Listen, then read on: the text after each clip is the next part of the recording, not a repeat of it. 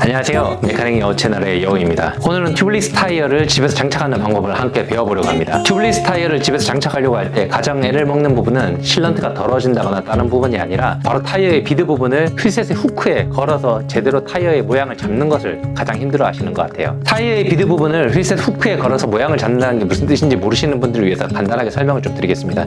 지금 제가 림을 하나 가지고 나왔는데 이 림을 가까이서 보면 림에는 이렇게 타이어를 낄 때 안쪽에 넣기 좋게 이렇게 계곡처럼 파여있는 부분이 있습니다. 그리고 실제로 타이어가 안착돼야 되는 이 바깥쪽 양쪽에 후크 부분이 있어요. 요즘은 휠셋이 후크가 있는 타입도 있고 후크가 없는 후크리스 타입도 있습니다. 그래서 이 후크 부분에 타이어가 잘 안착이 돼야 이렇게 타이어가 모양이 잡힐 수가 있어요. 그래서 공기압을 넣게 되면 타이어 안쪽에 공기가 팽창하면서 타이어를 후크에 완전 바싹 붙여주면서 모양을 잡게 됩니다. 그런데 처음에 타이어를 휠셋 안에다가 걸고 나면 생각보다 후크 부분까지 타이어를 밀어서 모양을 맞춰주기가 힘들어요. 지금 여러분들께 보여드리기 위해서 휠셋에 타이어를 걸어둔 모습을 이렇게 만들어 봤습니다. 지금 휠셋에 타이어가 걸려는 있어요. 하지만 잘 보시면 이렇게 휠셋의 후크 부분에 타이어의 비드가 걸려있지는 않고 휠 중앙으로 타이어가 모여 있습니다. 그래서 이 같은 경우에는 바람을 넣더라도 이렇게 떠 있는 부분 사이로 공기압이 새버리면서 타이어에 바람이 차지를 못하고 이렇게 타이어는 쭈그란 상태에서 공기압만 바깥으로 새는 현상이 생깁니다. 그래서 이 타이어의 비드 부분을 휠셋의 후크에다가 걸어줘야지만 제대로 된 모양이 나오면서 공기압을 넣을 수가 있는 거죠. 보통 집에서 이렇게 자전거 타이어에다 바람을 넣기 위해서 펌프를 하나씩은 가지고 있을 겁니다.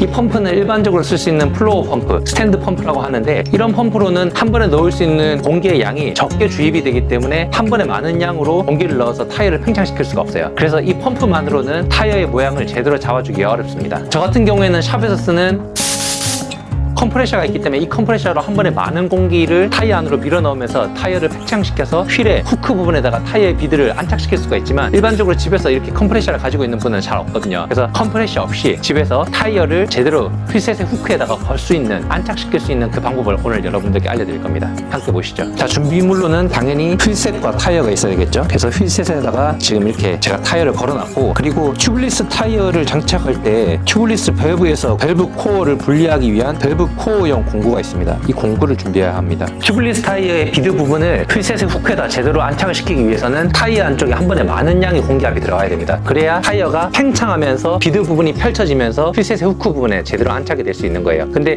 집에서는 아까도 말씀드렸듯이 샵에서 쓰는 것처럼 컴프레셔가 없기 때문에 한 번에 많은 공기를 밀어 넣을 수가 없어요. 물론 아까 제가 잠깐 보여드렸던 플로어 펌프라든지 스탠드 펌프에 공기 탱크가 있어서 그 공기 탱크 안에다가 공기압을 많이 비축한 상태에서 한 번에 공기압을 밀어 넣어줄 수 있는 튜블리스 타이어용 플로어 펌프도 있습니다. 근데 그런 펌프를 가지고 계시지 않은 경우도 많기 때문에 그런 경우에 어떻게 해야 될지를 여러분들께 팁으로 알려드리려고 합니다. 자, 한 번에 많은 공기압을 밀어넣기 위해서는 이 밸브에 있는 코어라는 걸 분리해야 됩니다. 무슨 뜻이냐면, 자, 이 밸브의 코어라는 게 있어요. 이 코어는 공기압이 들어가기는 해주지만 밖으로 나오진 않게 그런 구조를 가지고 있습니다. 단 이 코어가 이 밸브의 입구를 막고 있기 때문에 어느 정도 소량의 공기압은 들어갈 수가 있지만 한 번에 대량의 공기를 밀어넣기에는 들어갈 수 있는 입구가 너무 좁아요. 그래서 이 코어를 먼저 제거해야 됩니다. 그래서 그때 필요한 것이 바로 이 코어 분리용 공구입니다. 이 코어 분리용 공구로 코어를 잡고 이렇게 돌려서 코어를 빼낼 거예요.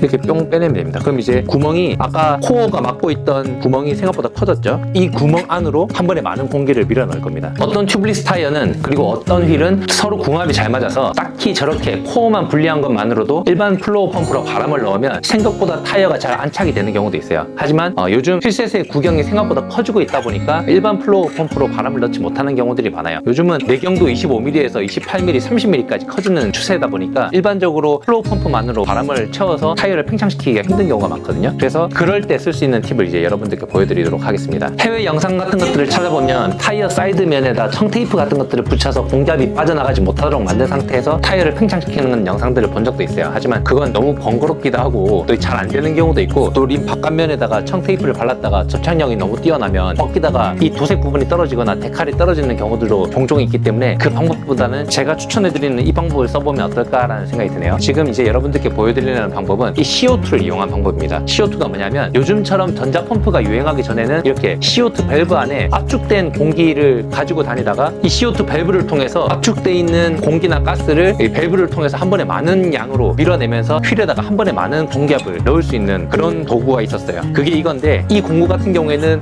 입구 부분을 누르기만 하면 한 번에 압축돼 있는 가스나 공기가 많이 발산되기 때문에 아까 컴프레셔가 없더라도 이것만으로도 충분히 타이어를 팽창시켜서 타이어의 비드를 휠셋 후크에다가 안착시킬 수가 있습니다. 자, 이제 그럼 한번 해볼게요. 자, 아까 보여드렸듯이 코어는 분리를 한 상태예요. 코어를 분리한 상태에서 공기압을 넣고 나서 다시 펌프를 빼버리면 다시 공기가 살 텐데 이 비드를 타이어 후크에다가 안착시키는 게 무슨 소용이냐라고 얘기하실 수도 있겠지만 한번 제가 하는 걸 잘 보시면 좋을 것 같아요. 원래 일반 펌프로 바람을 넣으면 이 상태에서 타이어가 팽창하는 게 아니라 옆으로 바람이 새버릴 겁니다. 하지만 이 CO2를 하게 되면 한 번에 많은 공기가 들어가기 때문에 한번 해볼게요.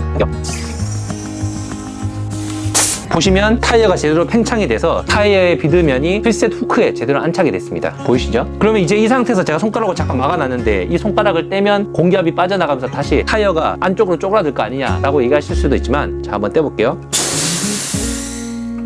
떼더라도 아까처럼 타이어가 후크에서 빠져나간 게 아니라 타이어 비드면이 후크에 붙어 있습니다. 보통 타이어의 비드면은 후크에다가 안착시키고 나면 쉽게 빠지지가 않아요. 손가락으로 떼서 이렇게 밀어줘야 후크에서 빠지면서 딱 소리가 나거든요. 그래서 지금은 타이어와 휠이 완전히 안착되어 있는 상태입니다. 지금 이미 휠의 어느 정도 부분에 타이어가 안착이 됐으면 이 상태에서 바람을 넣게 되면 다시 팽창하면서 자리를 잡게 되거든요. 그래서 완전히 타이어가 빠져있는 상태보다 훨씬 더 안착이 되어 있는 상태이기 때문에 문제없이 공기압을 채울 수가 있습니다. 자, 한번 보여드릴 수 있도록 코어를 껴서 밸브에다가 껴보겠습니다. 자, 밸브 코어를 밸브에다 꼈고요. 이제 일반 스탠드 펌프로 한번 공기압을 채워보도록 하겠습니다. 자, 공기압을 한번 넣어볼게요.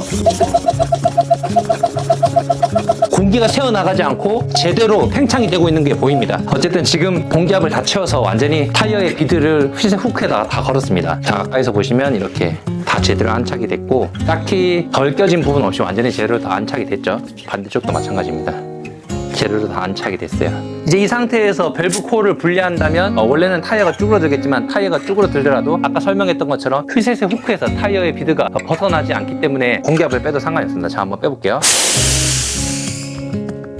이제는 어느 한쪽 부분 빠진 거 없이 완전히 제대로 걸려있죠.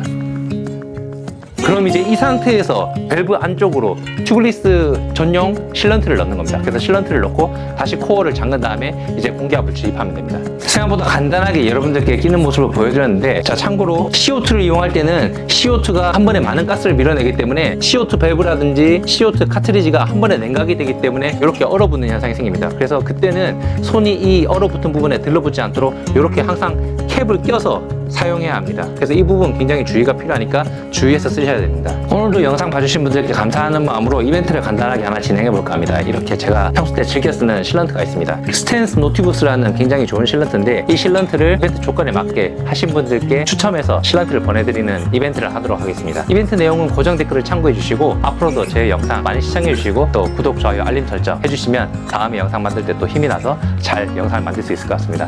시청해 주셔서 감사합니다.